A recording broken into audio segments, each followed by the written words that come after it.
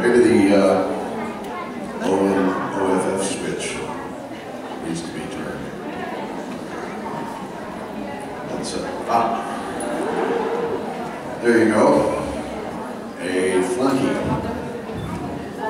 I see light. There we go. Okay, thank you. Douglas, you're incomparable. Hi. Hi. I have a question about maybe Asylum before. Because Rome said it won't be in Germany. If there is one, and we're here with a large group of Dutch people. We're all hoping next year, or if there's another one, it will be in the Netherlands. And my question is, would you like that, and what would you like to do if you're in the Netherlands? There's a large group of Dutch people here. Well, for you guys, I'd much rather have it in Dutchland. Where's this Netherlands? It's near Germany. Are there Nethers here?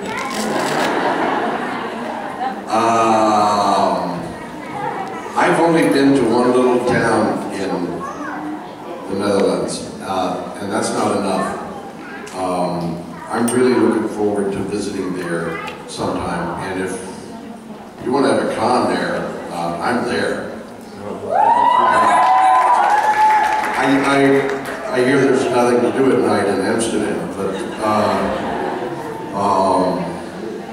but you know, we'll figure something out, and maybe Jason can come to a concert.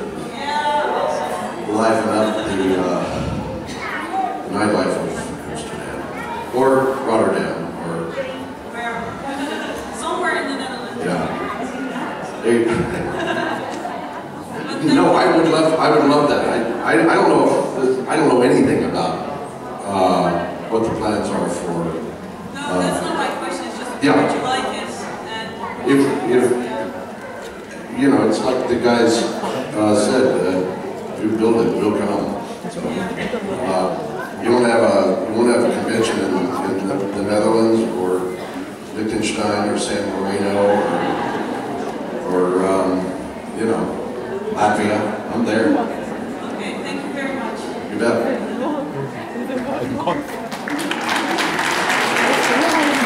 Nee, da wackelt ja noch mehr. The applause is from Latvia, right? Hi. Hi, good morning. My question is Japan. Yeah. I've been there recently and I want to know what's your favorite city or place and why? My favorite city or place in Japan. Well, I love Japan. I love the whole country. But Kyoto is probably the most beautiful. It may be the most beautiful city on earth. I mean, it's just extraordinary.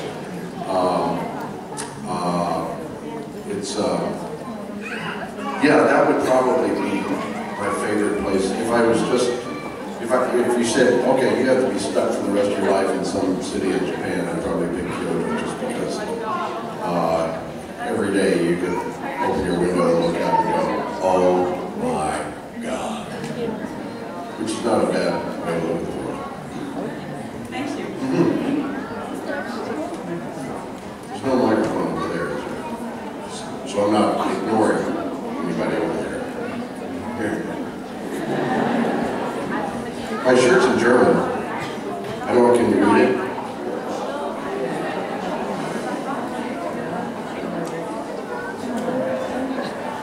What does it say? It's on the back, so I don't ever see it. Yeah, cool, huh?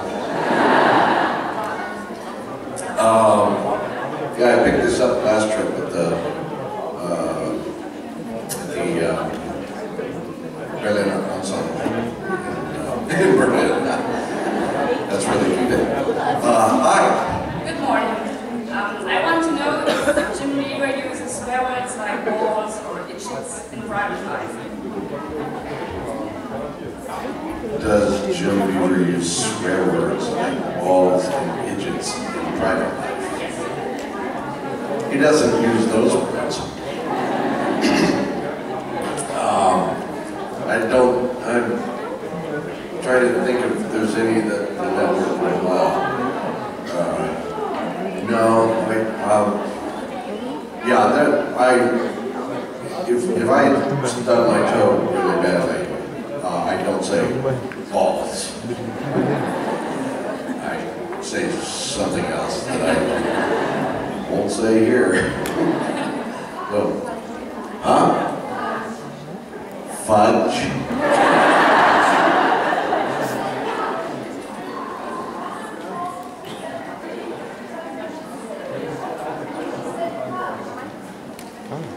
Fudge.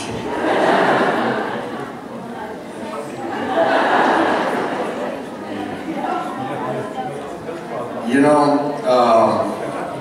I'm not going to, not being Sebastian Roche, I have no intention of inflicting upon you the crudities of my personal life. But suffice it to say, I never said idjit or balls to anybody before I started playing Bobby Singer. So, and a lot of people asked me if that was my suggestion or the writers. That was the writers. They came up with idjits. It was like, I never said it, and then sometime in season 2 or 3 I said it, and then I said it all the time. And I never said balls until like season 4 or 5, and then I said it, and then I said it all the time. So, you know, if the show runs long enough, who knows what I'll be saying by season 11. So, but of course you guys won't even be watching then, will you? Season 11?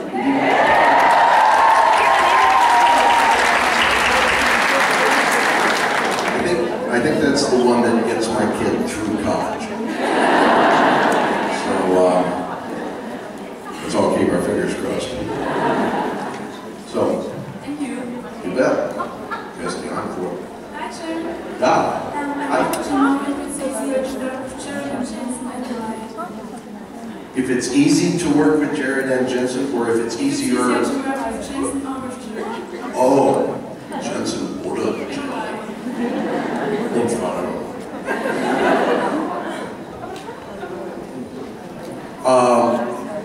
it depends on what you mean by easy. They're both fun guys, they're both good actors, they're both great colleagues to work with. When they're working really seriously, they're both really good at it. And then every once in a while they're not working really seriously. And in those cases, it's probably Jared who's a little harder to work with. Because, have you ever seen those?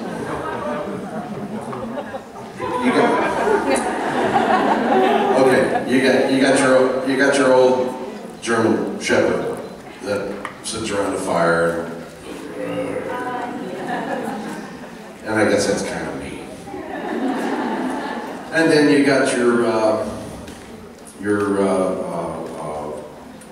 favorite hunting dog, and it's like, okay, let's do this. Let's do this. Okay, let's find me a duck.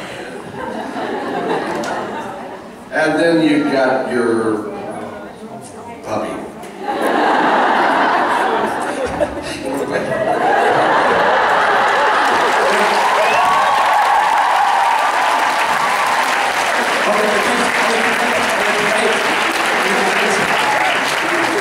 Look, I peed on your bed. And I think we kind of got the three of us delineated there. So sometimes it's hard to do a really dramatic scene with Jared because he's a puppy. So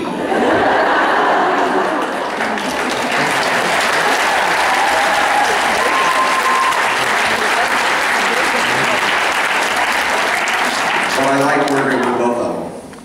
They're a lot of fun. We have a good time together. Okay, thank you. Hi. I have a question about the last few episodes. How is it to act when you are supposed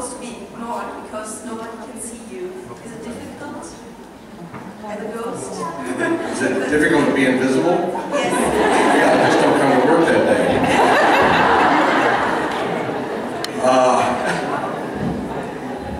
I'm not sure I understand the question. Is it more difficult to act when you're supposed to be ignored? Oh, I see what you're saying. When I'm there, when you guys can see me, but Sam and Dean can't. Yes, exactly. No, because it's actually kind of easier because I don't have to worry about whether they're going to interact badly with me. I refer back to the puppy answer. Yeah, I haven't had to do a lot of it, but it's kind of interesting to be in a scene where nobody's paying any attention to you. I mean, I've done that on other shows where the actors didn't pay any attention to me.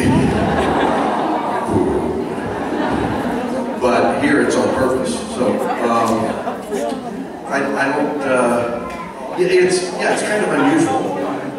It's also usually easier too because in those scenes I usually don't have as much to say because I don't have anybody who can hear it, and so I get to do a lot of standing around going, will these agents ever get whatever the thing is I want them to get? But I don't have to do a lot of back and forth, so those are usually kind of easy days. Yeah, it's weird, it's not hard. It's just, it's a little weird. Okay, thank you. Yeah. Hi, Jim. You know. I wanted to know if there is a one-liner or a quote on the show that you added to the script spontaneously. Is there a line or a quote that I added to the script spontaneously? I think there is something. I'm trying to remember what it was.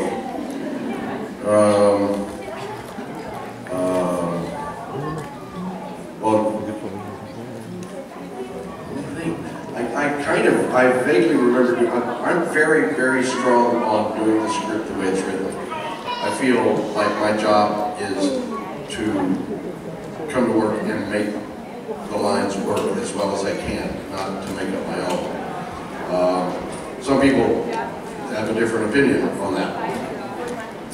Some people like to come up with their own words and surprise you. And one of those people might be at this convention. At any rate, I'm not big on ad-libbing or adding stuff, but I can remember doing it a couple of times, just saying, you know, just throwing a line out to be funny, and then they say, oh, keep that in. But mainly I remember just ad-libbing for knowing that it'll end up in a gag reel. But I can't think of a lot right off the bat. I can't think of anything. I know it's happened once or twice or three times maybe, but I can't think of what. Do you remember? If I remember, I will tell you. I will find you in Düsselschlagendorf, and I will track you down and tell you. Okay? Thanks. You bet. Is that long hair part of your monkey hat, or is that yours? Okay, got it. Okay. The long red braids, I thought, man, that's unusual. Good morning. Good morning, Jim. So my question is not really related to supernatural, even if... Is it related to me? Yes, because Okay. you were honest. Okay. And also because and also Richard. No. It is about Justified. Ah, And you guys you can see Justified here? yes, it was yesterday evening on the TV. Yeah? Yeah, but it was a early episode. So my question Good was, residuals. how was it to be back working with Timothy Olyphant? And what did you enjoy on the set of Justified? Because it's really special. It sounds, the language is sometimes difficult for us to understand, but it's such a fun show. Well, thank you. it's been fun working on Justified. Part of the question was, how did I enjoy being reunited with Tim Oliphant, who I worked with on Deadwood. It was great to see Tim for about 5 minutes last year, but we've never had any scenes together on Justified. So I literally saw him for about 5 minutes once last year, and I haven't seen him since. But it's a great show to work on. It's very different. I wasn't sure I was going to like the character I was playing at first. I just didn't know where they were going, and it got more and more interesting. It's a show with really good, intricate dialogue, like you say, that's you have to listen to, and it's not 2.5 Men.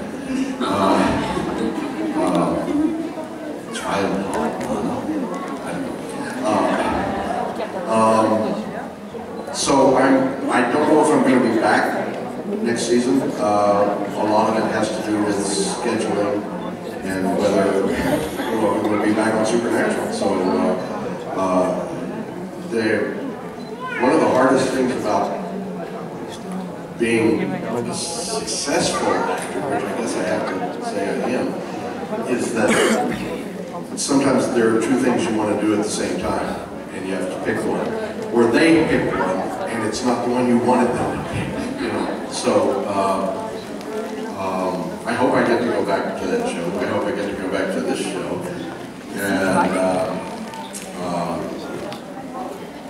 yeah, I mean, Bobby might have an equal twin, right? Something. Thank you very much. You're welcome. Hi. My question is, have you ever read Supernatural fan fiction? Have I ever read Supernatural fan fiction? Yes.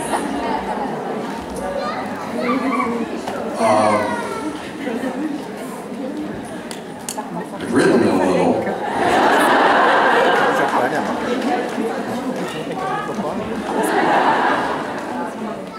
I'm still trying to figure out what that little slash mark is for.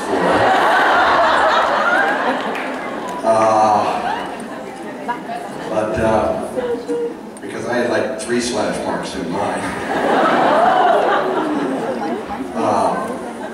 I figured the more the better, right?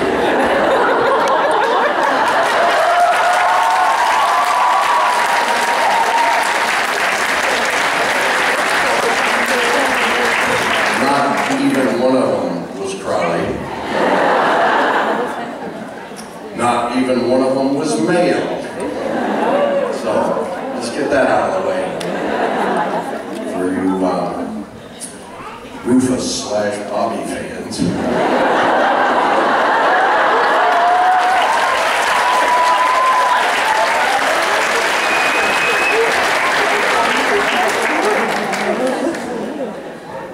Sometimes I say things that make my own skin crawl. I haven't read much. I've read a couple here and there, and though I did read one that was really interesting before we ever did Death's Door. I read something a fan wrote, a whole backstory of the story of Bobby and Karen Singer, and what led up to Bobby having to kill his wife. And that was really interesting. I thought that would have made a pretty good episode, except of course for the fact there wouldn't be any Sam and Dean in it. You guys probably wouldn't stand for that, would you?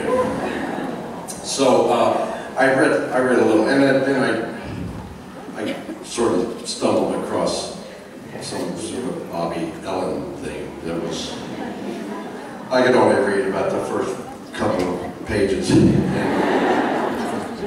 it just got too hot for me.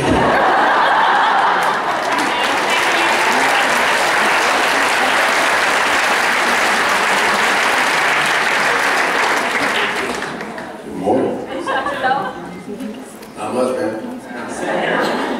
My question is that in several episodes, Bobby drives a semi-emotional. Now, is that your first movie so far, or was it one that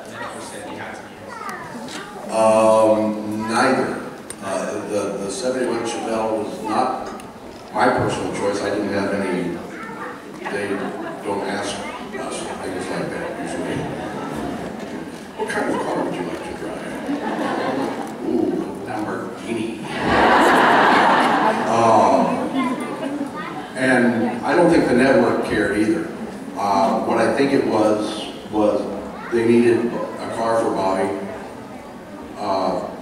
The guy who wrangles the cars on the show said, well, I've got this, this, and this. And they said, well, this one would be, the producers, writers probably said, this is a good one for Bobby. And they picked it that way. I doubt the network had anything to do with it. I certainly didn't have anything to do with it. It's a great looking, although beat up car. It's a car. Yeah, it's a pain in the neck to drive because the transmission shift, it's not stop, and you, I mean the handle isn't stop. I don't know whether the transmission is or not.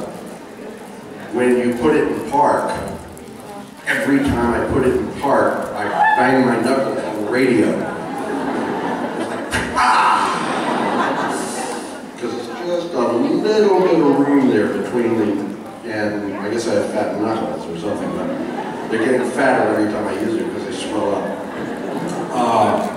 And it's, you know, these are kind of old cars with kind of old engines, and you turn them on. And you watch the gas gauge go. So,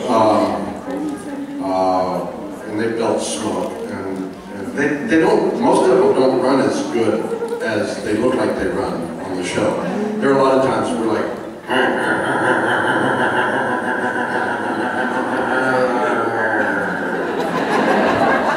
and then they come out and fix it while the camera crew takes a break. And, but they're cool to look at. And, but I didn't have anything to do with the choice. I probably would have picked something else. I mean, I think I used to have a 70 Chevelle, but when it was new. And it's a good car, but I probably would have picked something else if they had said, you had your pick of all the cars in the world. But, you know, it was a pretty good one, I guess. I presume, you know, it got lost when Bobby's house burned down, although how that entire wrecking yard burned up, I don't know. So, I keep figuring even if they burn the flask, maybe I'm stuck in one of those cars. Or a wrench, something. Get that? I have a question that's kind of connected to 722, but I'm trying not to follow it. In season 7, your character has taken a lot of money to die and came back as a ghost. So I was wondering, what was your reaction when you read the script to 720, I think? The Dungeons and Dragons tattoo, and 722 when you saw what happened. I don't remember what happened to my character there. 722, that's when it was on Friday. Okay. Well, in 720, you are lucky tags. Yeah. Seven Dungeons, the girl with the Dungeons and Dragons tattoo, which I thought was a really cool title.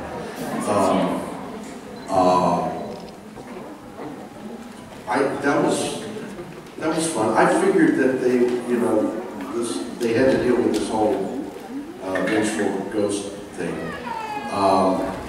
They're dealing with it faster than I expected. I thought it might build up over a period of a lot of episodes into next season, but as you probably saw this weekend when you downloaded it. And as you'll see with episode 23, it really does come to a head very quickly. And what did I think when I read it? I'm not sure I've read it yet. You know, I just showed them say the lines. I don't care. That's not true. That's not true. I care deeply and desperately because, you know, I mentioned the kids' college fund.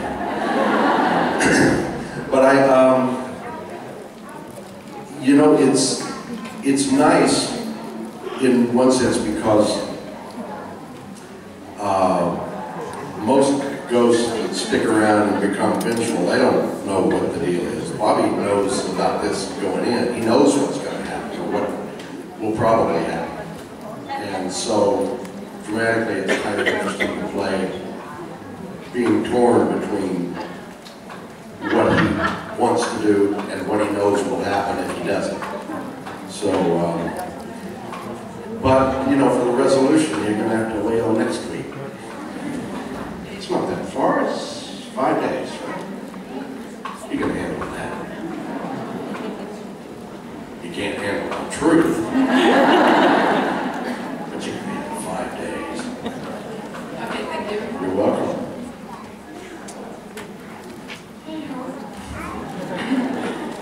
So I wanted to know if is there another person on the set who is like the little kid or like you said, the puppy acceptor? No. It's a one puppy family. There's a lot of people on the set who are funny and goofy, and we have a lot of fun. But there aren't any other, what's another word for puppy? Loose cannons on the set, really. Everybody else is pretty much, you know, we crack jokes and everything, but you don't have to worry about whether they're going to lick your face.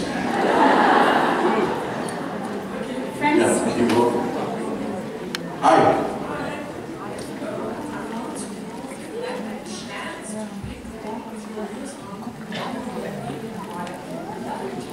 Can you put your mouth a little closer to the mic? I'm thinking about if you had a chance to pick one of your real son, who would it be? Sam or Dean? If I could pick one of Sam or Dean as my real son, you mean Sam or Dean, not Jared and Jensen. Sam and Dean.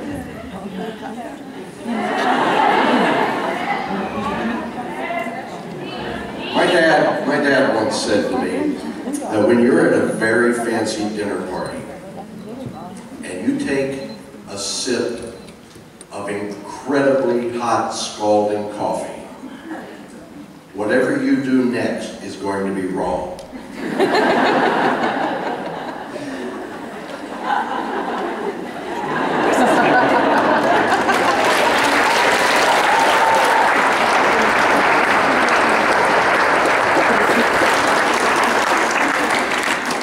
I'm not going to do nothing.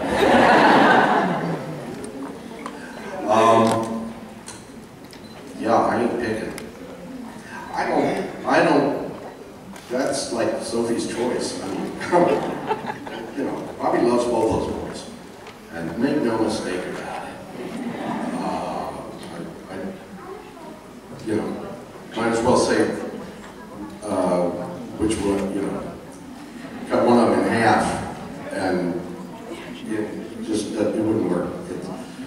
It's an impossible choice. I don't, you know, I was just telling some people in the coffee lounge, you know, the non-coffee, non-lounge,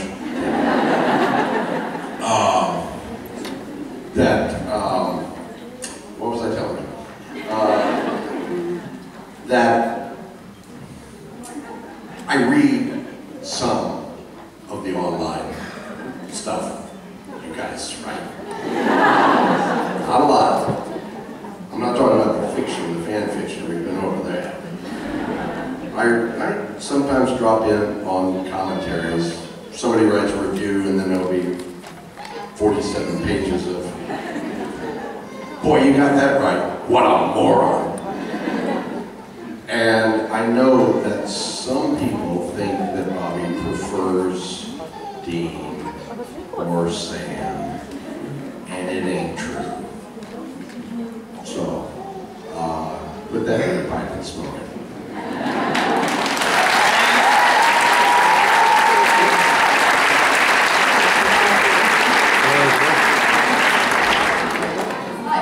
So I wanted to ask, Bobby is for 17 some kind of father figure, and are you something like that on set for Sharon Johnson? Not at all. Not at all. Jared and Jensen and I are friends and colleagues, and nobody looks to me like I know any more than they do, and or vice versa. I mean, there's no. It's. I don't give them advice. I don't. Sometimes they give me advice, and I take it because they know what they're talking about. But there's no parent-child relationship going on there at all. It's if there's an age difference, and I'm not saying there is, it doesn't come into play. You know, we swap stories about things we've done, and sometimes they're like, "Oh my gosh, I can't believe you were in that. I wasn't born yet." But there's no hierarchy or there's no levels in the sense of how we deal with each other. We're friends and colleagues and co-workers. Thank you. You're welcome. Hi. Hi. When you showed up as a ghost, 17 were like, you should be dead, and landing all of things, but they brought each other back a lot. So why were they saying something like that? Like natural order. That's what I wondered. You like that, yeah? You know, if I were going to suggest a line in a script, it would be, "What do you mean natural order? You guys have been to hell, you've been dead, you've been..."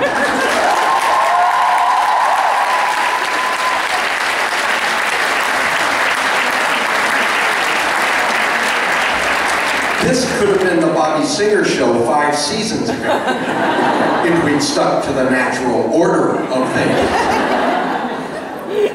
I'd be showing up once a year to pour whiskey on your graves.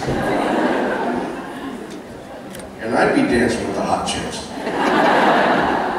So yeah, you're right, natural order. It made sense when I read it in the script, but now that you bring it up, I think you're absolutely right. That's a bunch of baloney. Thank you. Natural order. No, I'm coming back.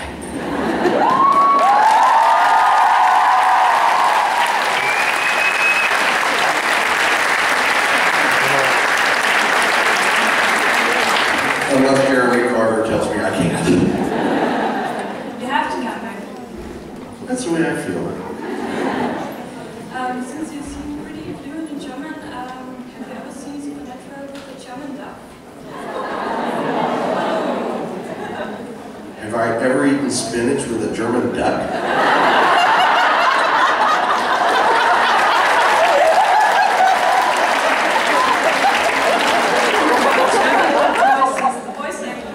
Oh, have I ever? Seen the show? Oh, have I ever seen the show dubbed in German? Nein. You really should, because Jared and Jensen sound really good. I've heard that. I think it's the German version. I've heard that they sound like kids on the Mickey Mouse Club.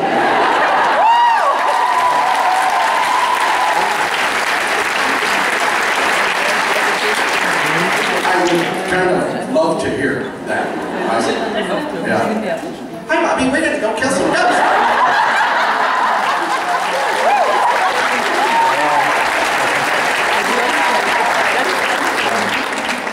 That would be, yeah, that'd be pretty cool. Yeah. Oh my gosh. Oh, thank you. Thank you. I was wondering, because you speak German, I heard your mother is half German, is that right? Okay, so there was no, you didn't grow up speaking German. I didn't grow up speaking German. Yeah. So you picked Mein Urgroßvater war Deutsch.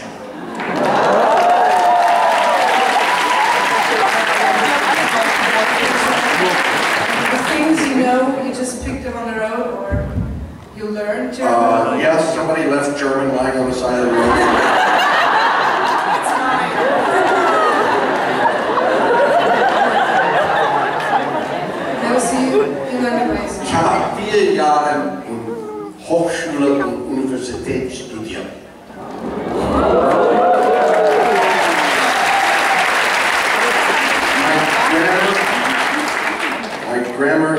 ist ein bisschen schlecht. Mine too, and I'm German. Well, then, I've got an excuse. Yeah, like I said, German grandma's pretty rough. No, actually, I did a lot of digging into my family history. One of the reasons I studied German was because my great-grandfather was German and spoke it, and I thought it would be cool to speak German to my great-grandfather. And so I studied for 4 years, and he died. And I don't think it was because I studied it. He was just like really, really old. That happens. But his name was Heinrich Hoes. H-O-A-S. It's like Dutch, isn't it? Hoes. At any rate, in Texas they call it hose. So,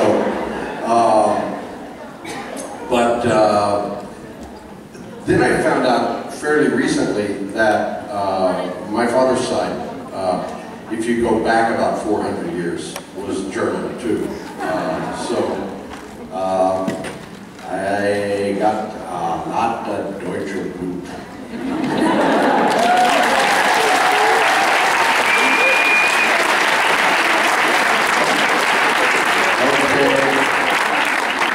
The Doug man is here. It's time to go, I'm afraid. Last one. Let's get through the last one here. Yes, yesterday I was in the panel.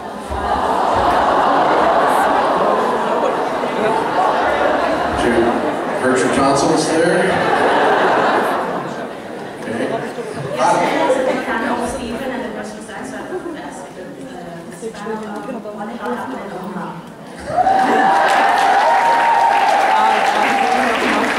Apparently, Stephen has been trying to get what the hell happened in Omaha to take over the Twitterverse because he thinks it'll get him more work. What the hell happened in Omaha? Well, it's a secret. It's a secret because they didn't tell me what happened in Omaha. And that's I'm just remembering shooting the scene where Bobby kills Rufus.